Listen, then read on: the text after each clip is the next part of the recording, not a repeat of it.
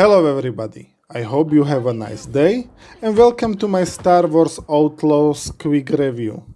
If you didn't see anything from this game and you want to know if it's worth buying, well, the simple answer is no. It is definitely not worth $140 for the Ultimate Edition, nor is it worth $70 for the Standard Edition.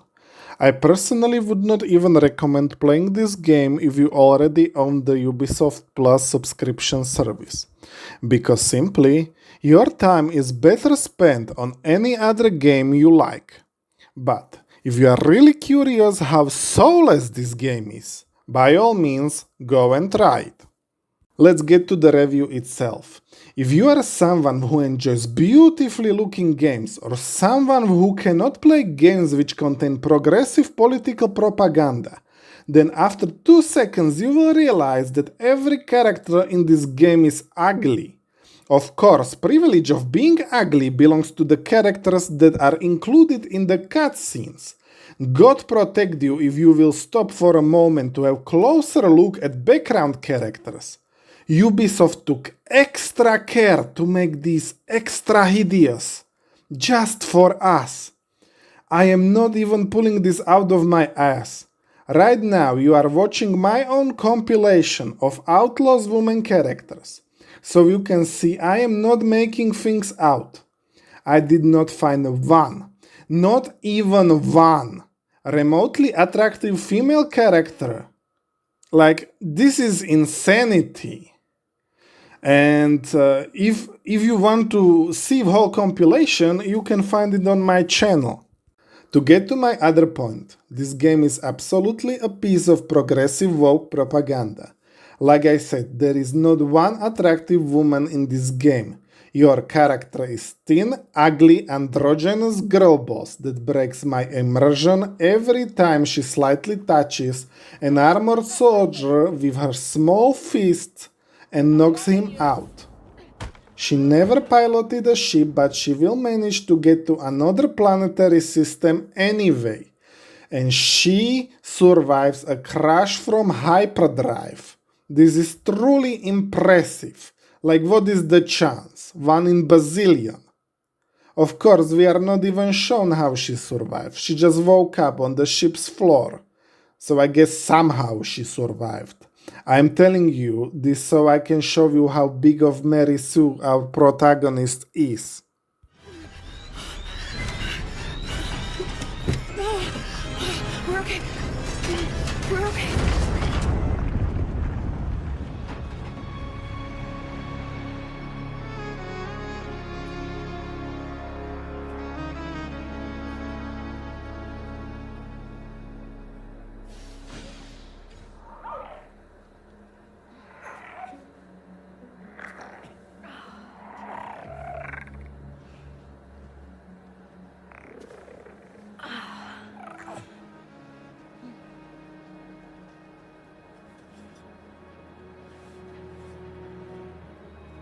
We made it. Somehow. Another evidence that this game is blatantly political is that despite this game having a large diverse cast of characters, the main villain is white male. And another twist villain is also a white male. And a random gangster shooting black man into a leg is also a white male. But don't worry, if they are not a white man, they are probably one of the best humans in galaxy. And of course nobody is even calling this out. At least I did not see anybody mentioning this. But this is Ubisoft pushing a blatantly racist message. I could mention another things, like you being able to steal only from police officers, soldiers, and bad guys, despite the protagonist being a criminal her whole life.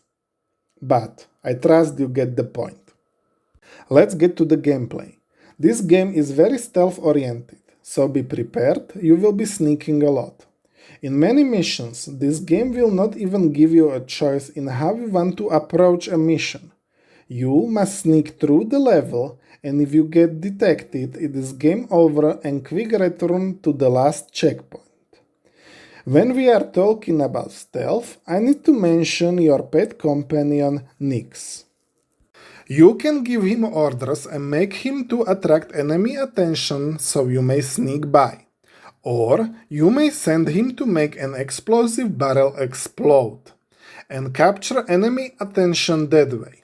He is also capable of opening doors for you or vents from distance. Certainly, he is probably one of more useful pet companions in the history of gaming. A big part of that is that unless you will send him to steal something, and another enemy will see that, they will just ignore your pet, and so almost never you will get detected because of him. He is also necessary if you need to silently take down two enemies at once. Rest of the stealth mechanics are pretty standard for a Ubisoft game. You can crouch to reduce noise you are making, you can knock out enemy if you are sneaking behind him, if you are in tall grass the enemy will not see you. Honestly, AI in this game is so dumb, they will stop seeing you even if they detected you previously, and you will enter grass while they are looking at you. Like, man, what is this?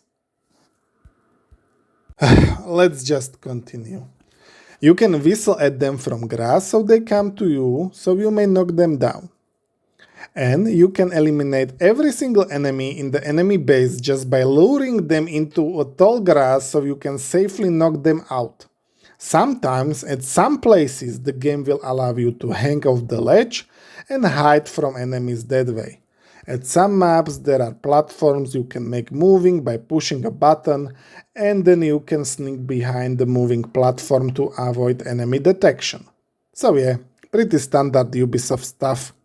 Outside of stealth, you can shoot enemies with your blaster, throw some grenades, or just punch your enemies. There is a dead eye mode when you want to shoot few enemies very quickly in Red Dead Redemption style.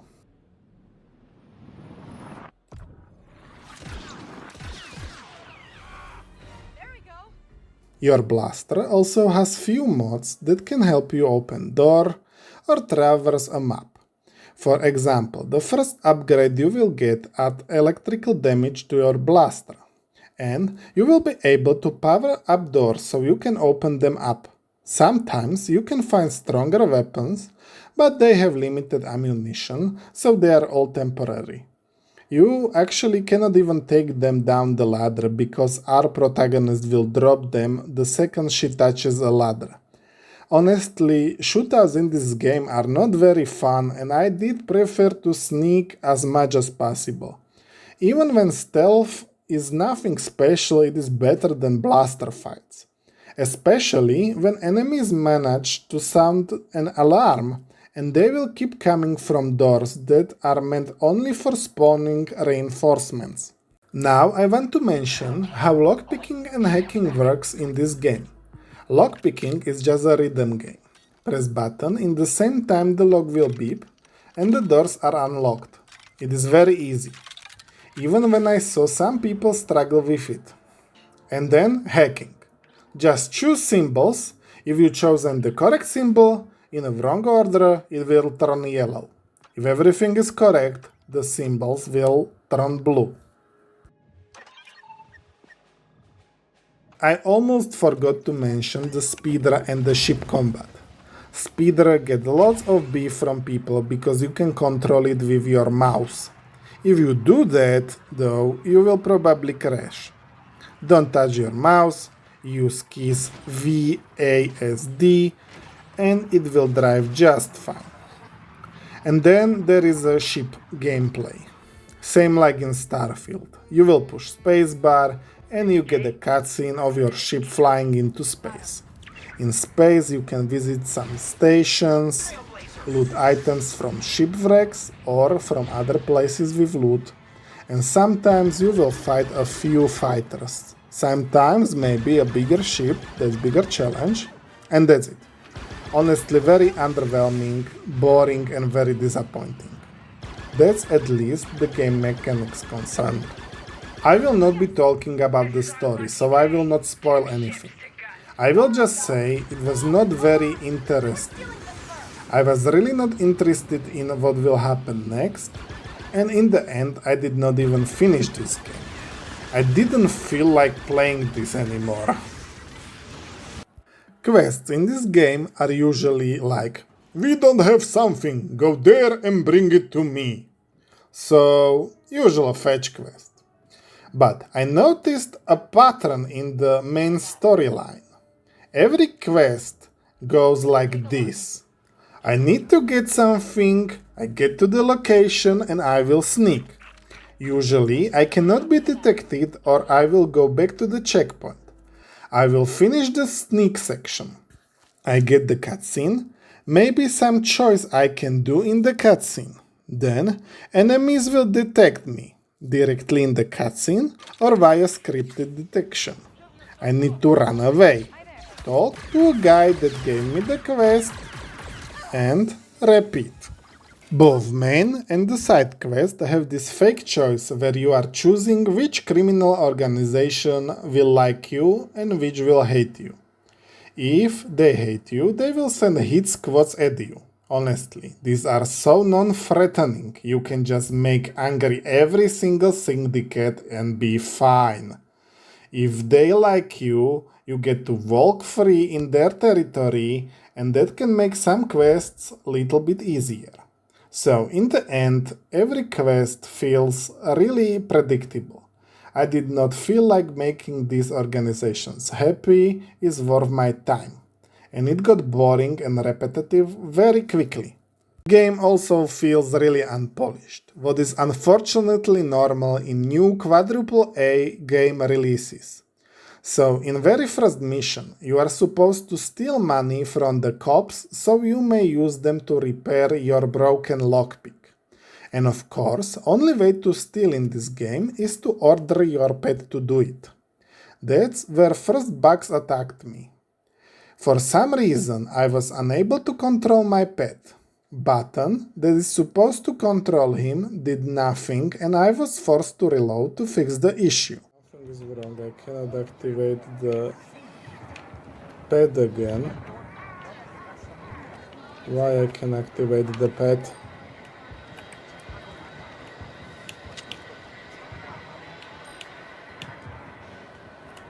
Are you kidding me?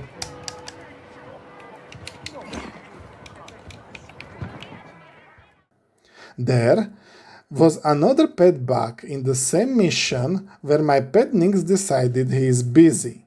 And so I needed to patiently wait for like 7 minutes until he decided that he is no longer busy. I am glad that at least Nix had fun time, because I did not. Another issue I found was game deciding to minimize to desktop for no reason. It happened to me multiple times. Thing that seems to fix the issue was me switching from full screen to borderless window in settings. Next issue I experienced were flickering textures, especially floor textures. I hoped that if I will turn up graphic settings it may get fixed, but it just made things worse. At least after that, textures were flickering in higher quality, eh? Let's try medium. Keep. And the floor is still not fixed. Wow! This is incredible!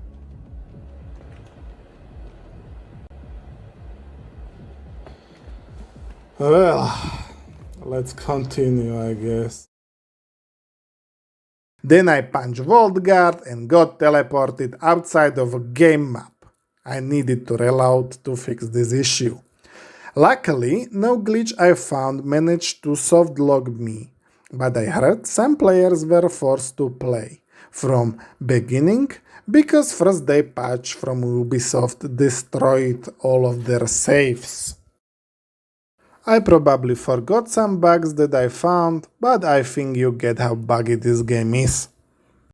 The last point I want to mention is, this is supposed to be an open world game, yet every design decision feels like it was supposed to stack you onto railroads as much as possible. There is really nothing much to do outside of the quests. The best you get is pirates hijacking imperial supplies or pirates attacking some farmers. There are some loot chests to collect if you want to. It is not really worth it in my opinion though. And most of the NPCs are really just a background. You cannot punch them, you cannot shoot them. If you throw a grenade at a group of pedestrians, they will just move a little. They will not react when you will aim a gun at them.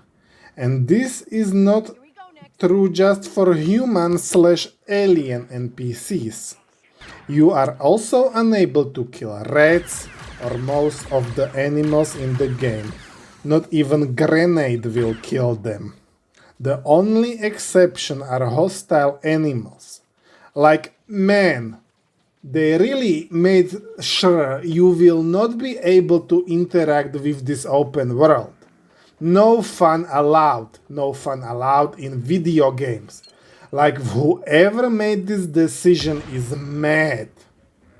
Oh yeah, and there are platforming section in this game. But honestly, they always feel like they are overstaying their welcome, they are not challenging, and they feel like padding. I will not be giving score to this game, because gaming journalists are using their scores so irresponsibly that they made them obsolete. Like they gave 8 to Black Myth Wukong, game that sold over 10 million copies and is beloved by people that played it. And they gave 7 to Star Wars Outlaws, game that is not worth anybody's time or attention. That is what I mean, these scores are used just to confuse people. So I will be using my own rating system. And my own rating system is, I will just tell you if I recommend game or not.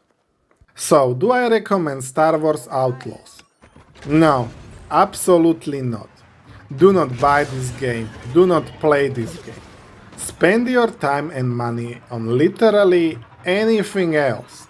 I was not even able to finish this game. That's how boring it was. And when I publish this review, I will uninstall this game, cancel my Ubisoft Plus service, and uninstall their launcher. And it will stay uninstalled until I will go review Assassin's Creed Shadows. So, you may tune later for that, if you are interested. Okay, that's all I wanted to say. Please subscribe for more and hit that like button. Thank you for watching and goodbye.